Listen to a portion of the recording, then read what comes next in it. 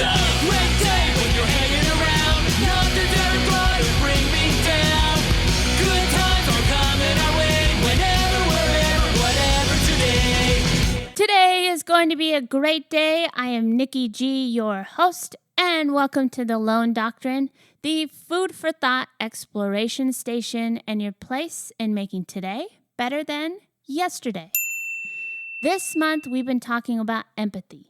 Each month, we pick a topic, and I set out to explore food for thought in hoping to give you seeds of awesomeness to make today better than yesterday.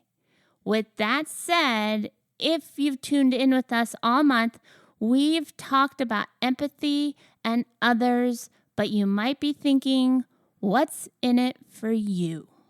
Truth be told, most people won't create change for the better without some sort of incentive. I think all of us, myself included, can sometimes be a little selfish, but I make the choice each and every day to be more selfless. The awesome fact is, the more selfless I become, the more I gain. You might be thinking, how does that work? Well, let's see. In light of this being an exploration station, I wandered around the interwebs and found a quiz called the Empathy Quiz by The Good magazine. And here's my personal results. Our empathy quiz measures two particular dimensions of empathy. Your score suggests that you have a strong ability to sense other people's emotions. Yay me. The dimension of empathy known as affective empathy. This means that other people's feelings may be contagious. If they seem happy, you feel happy. If they seem afraid, you feel afraid. If they are suffering, you feel their pain. Your ability to sense others' emotional states may also make you feel more concerned about their welfare and more likely to want to help them when they are distressed. Sometimes, however, affective empathy can increase feelings of personal distress when you encounter suffering, which can prevent you from providing effective support. Very tricky. There's a fine balance, it seems. Your score, my score, also suggests that you have a moderate ability to put yourself in others' shoes and imagine what they might be thinking or feeling. The dimension of empathy known as cognitive empathy. Your ability to take other people's perspectives may sometimes help you communicate and negotiate more effectively in your personal and professional relationships.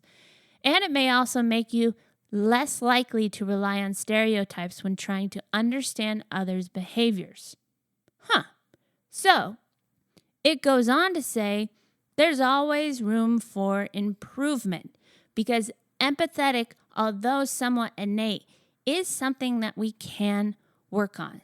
So it told me, if you would like to become even more empathetic, well, here are some suggestions. Practice active listening. Active listening involves approaching a conversation with a genuine desire to understand the other person's feelings and perspective without judgment or defensiveness.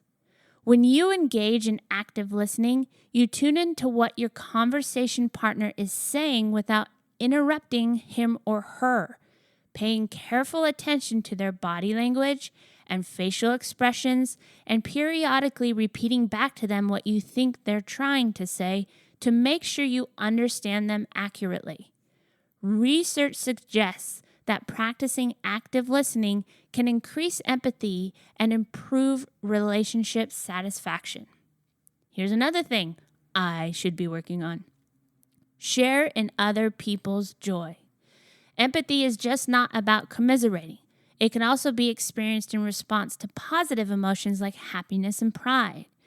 Research on capitalization suggests that empathy for positive events, such as expressing enthusiasm when someone shares good news, can be just as important for relationship well-being as empathy for negative events. Here's something else. Look for commonalities with others. When interacting with people who are at first glance seem to be different from you, look for sources of commonality and shared experiences. Maybe you're fans of the same sports teams or both know what it's like to lose a loved one. If nothing else, you can remind yourself that you are both members of the human species.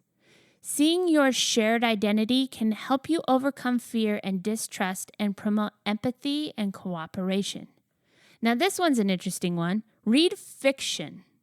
Reading a great work of literature, which I always encourage, or watching a film or even a play allows us to temporarily step out of our own lives and fully immerse ourselves in another person's experience. Indeed, research suggests that fiction readers are better attuned to the social and emotional lives of others.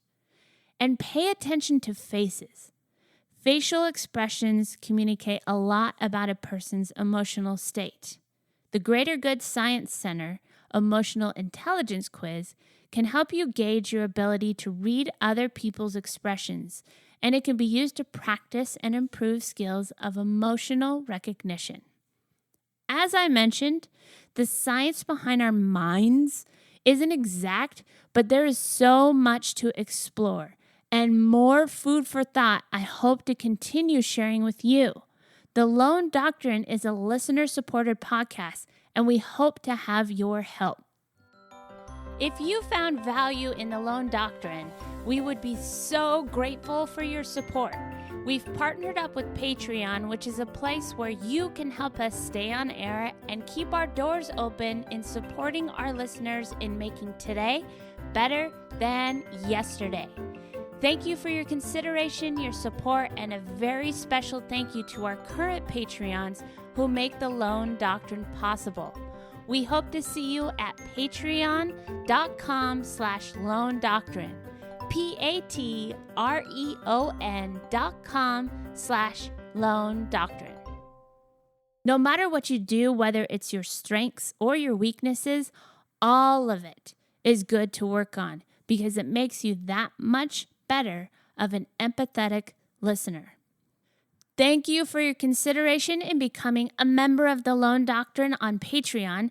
And if you found value, we'd love for you to share our podcast and spread the word and leave us a review on iTunes. I love hearing from everyone, and truth be told, it helps others in need find us.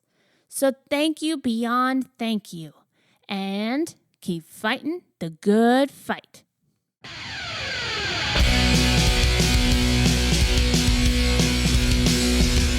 It's a